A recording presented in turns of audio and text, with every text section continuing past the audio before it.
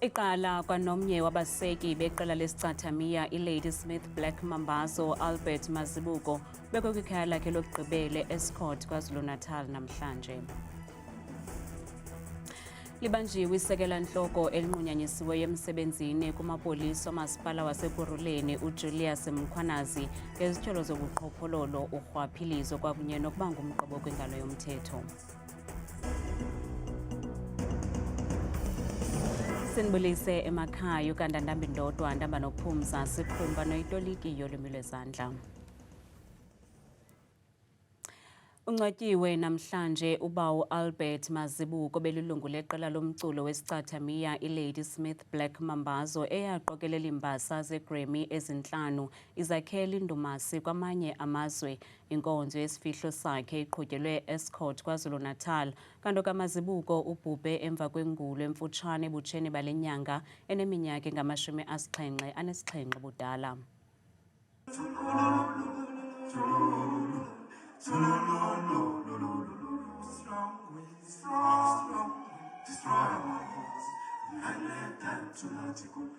Njengenxila lengoma ebelilo ubawo Albert Mazibuko uphelekwe ngendlela ebephila ngayo ukusukela ngomnyaka ka-1969 njengomseki kunye weqela leLadysmith Black Mambazo ndawonye nongasekhoyo ubawo Joseph Tshabalala. Usapho lumchaze njengendoda embele ubhonxileyo lulwazi ebingonqeni ukwabelana ngalo kubantu abatsha ekwadlala nendima yobuzali kubantakwabo elulamile.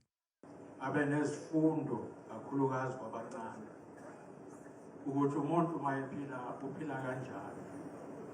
Nathi siwumndeni nje bese depende kuyena obuyena besigaya esefana nobaba wethu silahlekelwe ngoMazibuko.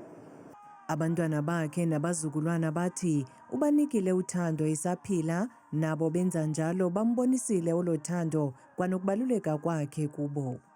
Indlela ubaba abesihlonipha ngayo uMadlomo ozalayo bevele akhahlela umnyango mayengena ekamereni ya kwenzekani nakwami. Ubaba ubesathi esasepassage abekumemeza ngqongqoza alinde ukuthi uzowena umathendayo. Ubaba u-30-70 years wavele wasibiza sonke wavele nje wenza indumezulu nje ephathi sakwazi ukuthi simbonge esaphila. Wasikhuluma isibusiso ephila. Even nalezi ikhathi engiyibalayo from COVID till now besenza sure ukuthi mawukuthi baba khona la ekushoda khona senze sure ukuthi uyakuthola asidedele isibusiso umuntu omdala esaphila. Zonke ke izithethe inkqu nezasoburhulumenteni zinqinile ngale ndedeba yakwaMazibuko ziqhwabela izandla igalelo lakhe kweli qela elaphakamisa iflegi negama loMzantsi Afrika kwamanye amazwe.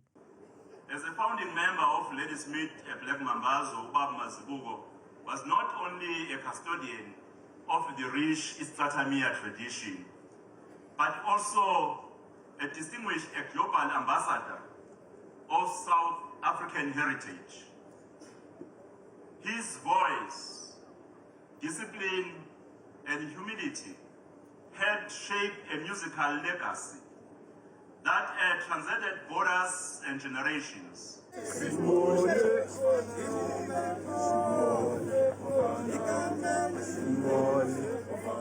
Umphefumlo wakhe uphumle ngoxolo.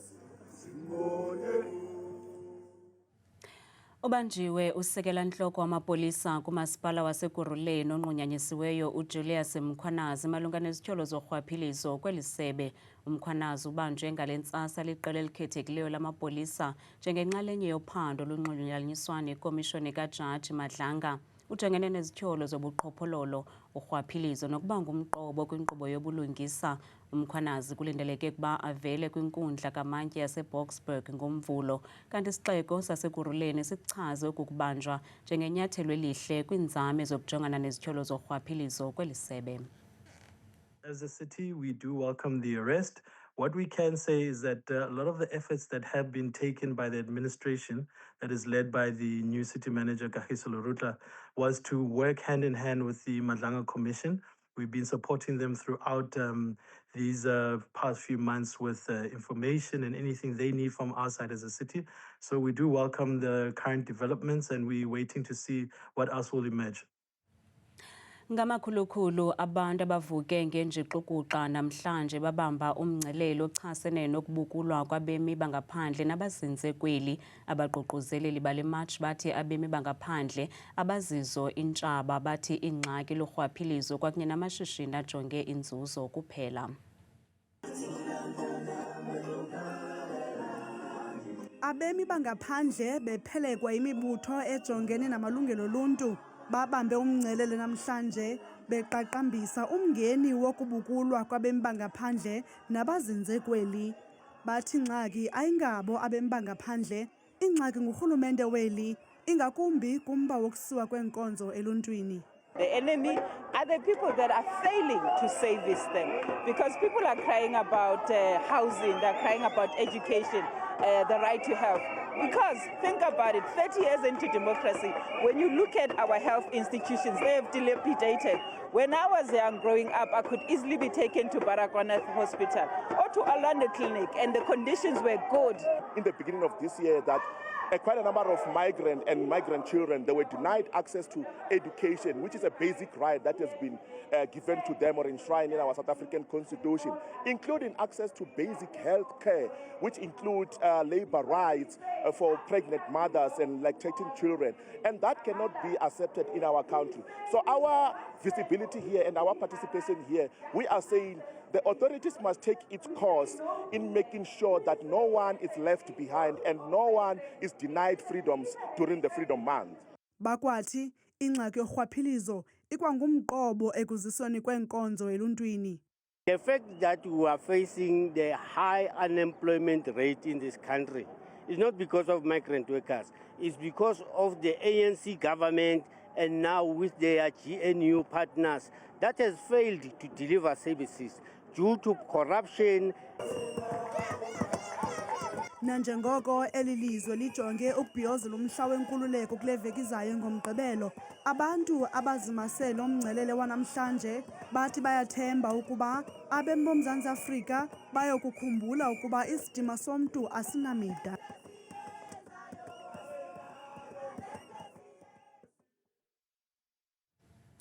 Abazali babantwana abafunda kwisikolo samabanga aphantsi iBopanang Primary eGenalachte kuMntla-Ntshona bathi abantwana babo banyanzeleka ukuba bafunde phantsi kweemeko ezingamkelekanga kwaphela.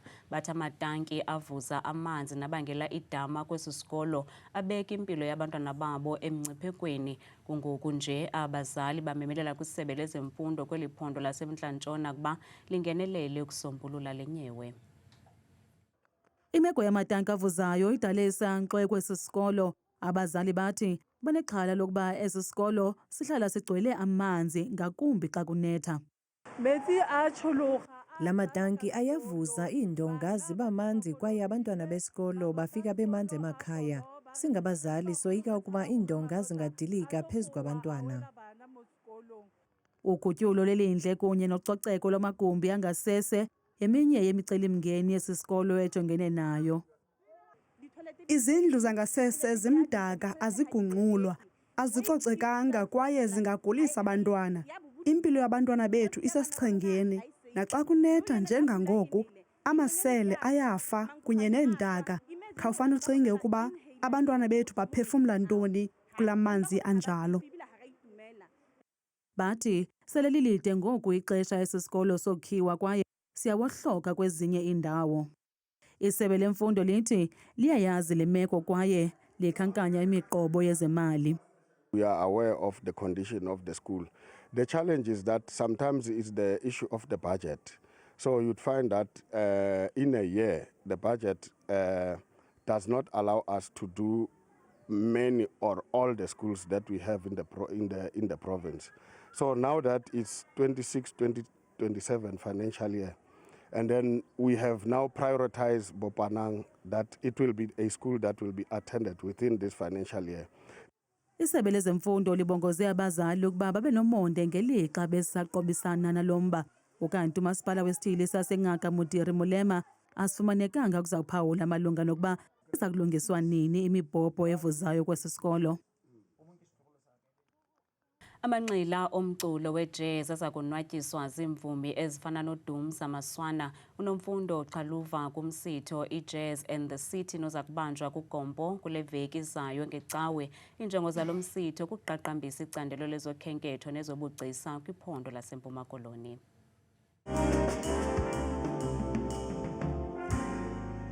Wentombazana enhle enomkhitha ecikiziweyo molo. Olo ke lucwambu lomculo womnqunqo odidiyelwe ze waveliswa kweli loMzantsi Afrika. Lowo ikwayenye yemvumi eziza kuthi zitshile kwiqonga leJazz in the City nengumnyhadala womculo wejazz oza kubanjelwa kuGompo kule veki izayo ngeCawa. uDumza kulo nyaka uza kube bhiyozela iminyaka engamashumi edyusha kumaqonga eli. Uthi ukuzimisela yenye yezinto ezibalulekileyo ingakumbi kwabo basafuna ukungena kwicandelo lomculo. Ndicinga yona ndibalulekileyo kukuba uyazi ukuba wenza ntoni, uyenzela ntoni. Loo nto ke iyakwenza okokuba ungabi nacinezelelo luthile lokokuba ujike le nto uyenzayo ufuna ukwenza izinto ezenziwa ngabanye abantu. Eyona pressure iba nkulu kakhulu kwi-artists kukufuna ukwenza into etrendayo, into ebonakala ngathi iyathandwa ngabanye abantu, kodwa ibe ingeyonto yakho oyaziyo ngelinye ixesha mhlawumbi noyifundileyo okanye ofuna ukuyenza. Molo, molo, molo, molo ntombazana. iJazz in the City iza kuthi banjelwe kuGompo ngeCawa kule veki izayo. uMaswana waleke ngelithi amaqonga akumela kunje anyusa izinga emvumi zeli. Molo, molo, molo, molo ntombazana. Isinika umsebenzi sikwazi ukuphila, sikwazi ukuqhubekeka sisenza umculo, sikwazi ukuqhubekeka sicreator. Imicimbi ekumila kunjena ayiniki nje artists eziculayo zodwa mhlawumbi indlela ethile yokuphila, kodwa bakhona nabanye abantu umzekelo bazabe bekhona, abantu abathengisayo izinto zabo, whether zincwadi okanye zimpahla okanye zintoni. So inikeza abantu be-community iqonga lokuba nabo bazibonakalise, nothi nje thina. Umququzeleli walo mnyhadala unabe ngokuphuhliswa komculo womnqunqo nokubhiyozela igalelo leli hlobo lomculo. Sisemenzela into yoba nathi kweli cala kulo Mpuma Kapa wethu umhle kangangaka uyindawo entle yokuvakashela. Abantu xa bebona le jazz iye ikhula apha kuGompo baqonda uba noko abanawuphoswa. uNomfundo Xaluva, uWanda Zonke noMelisa ngabanye nabo abaza kuthi bonwabise amanqanwa omculo nge-26 ka-April. Ndiletha msanqa lokuhlangana nawe. Inzalelwane yaseCuwa eMpuma Koloni uCindy Jonas uthubila eSomo ushicilela icwecwe lakhe lesibini aza kulikhupha kulo nyaka. uJonas uqale ukucula ecaweni kumatheko nasesikolweni, nto leyo imenze wanentshisakalelo emandla yokuzibandakanya nomculo. Usebenze nemvumi ezifana noZuko SA kunye noKhunle Ayo.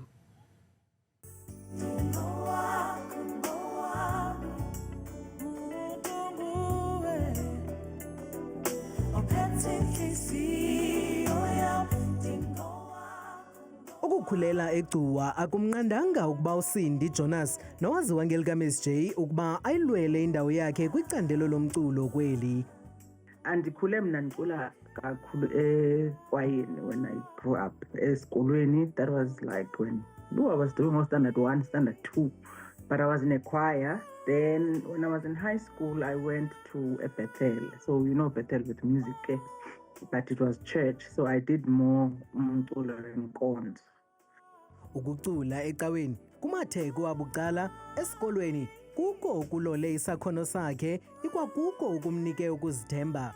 Ngo-2013 uthe washicilela icwecwe lakhe lithi My Tribute, uthi kungoku nje uyimvumi ezimele ngenqayi elangeni. So it is daunting. It is really, really taking out of my pocket.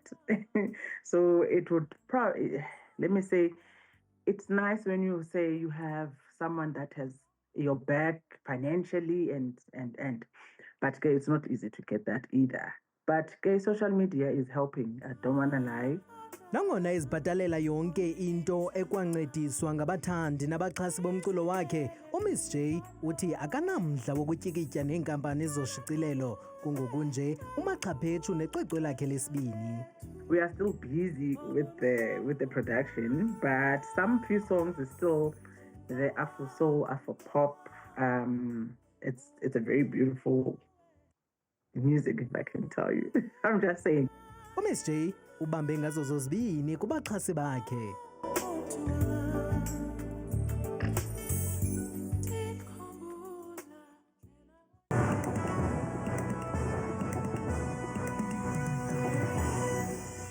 Ke mamqwathi nomamzangu ezindabeni ndiyakubulisa nawe mbukeli wam apha ekhaya ke ndikwamkele kwidesika yemozulu mna ke ngegama bethuna ndikuthabile ndiyinzwakazi yasebathenjini ngokubanzi ke yenjenje imozulu mbukeli ekhaya ke sesiphawule kaloku ngawo ke umfanekiso wokuqala ojonga ngokuqathi iziganeko kaloku zemvula ke nemimoya phantse nje wonke uMzantsi Afrika nawo apha ekhaya uyabona noko kumandundu kakhulu kumntla mpuma mpela futhi ephondweni laphaya kompumalanga njengapha kombobola futhi ekuseni qaba ngamafu mpela phaya ngaloo maqondo wabokutshisa phantsi ka-17 degrees kanti bethini ekhaya masijonge kwakhona futhi ke amaqondo wethu kaloku aphantsi ke naphezulu sivule ngephondo lakhona lelokuqala liphaka kaloku lona ephondweni lasempuma koloni kwindawo ezininzi ke phaa komalitswayi buseBurgersdorp napha kwimpuma kwelaphondo njengaphaa kaloku komthatha ekuseni futhi zezo ziganeko zemvula nezikhatsha zinduduva kakhulu kube bubande ekuseni ngenxa ka-11 degrees kanti ke futhi ke nantsi imozulu phaa ephondweni ke lase-Free State ngamandla ke futhi ke mbukeli wam kumazantsi nentshona kwelaphondo phaya ndawo ezifana phaya kaloku koBloemfontein futhi ekuseni kuyanetha kuyabaneka kuyaduduma nje yonke intsasa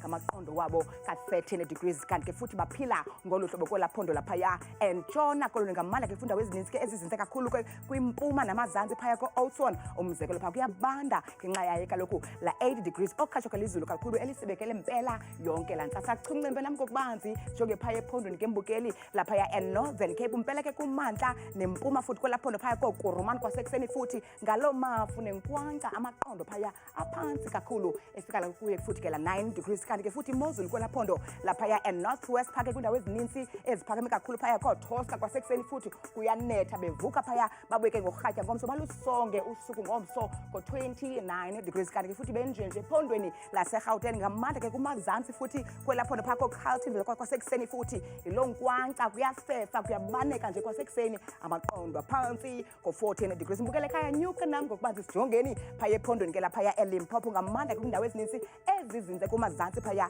nempuma ndawo ezifana phala koPolokwane futhi ekuseni ncamini kwelaphondo ko-15 degrees napha koThoyendo ziziganeko zemvula ekuseni kanti ke futhi benjenje phaya ephondweni lasempumalanga ngamandla ke futhi ke kwintshona namantla kwelaphondo phaya Middleburg umzekelo wasekuseni futhi ngathi kufefe nje ko-13 degrees napha koSkikuza ekuseni kumyoli kakuhle phana noxa kufefa kwakhona futhi ko-20 degrees mbukele ekhaya yavuma kaloku ndiyivale ke ndiyayisonga imozulu phaa ngephondo lokugqibela KwaZulu Natal mpela ke kumazantsi futhi Kokstad kwasekuseni futhi bayayisonga imini ngomso ngeziganeko zeentshizane zithe gqa ko-25 degrees mna ndikuthanda kangaka xeshela imyoli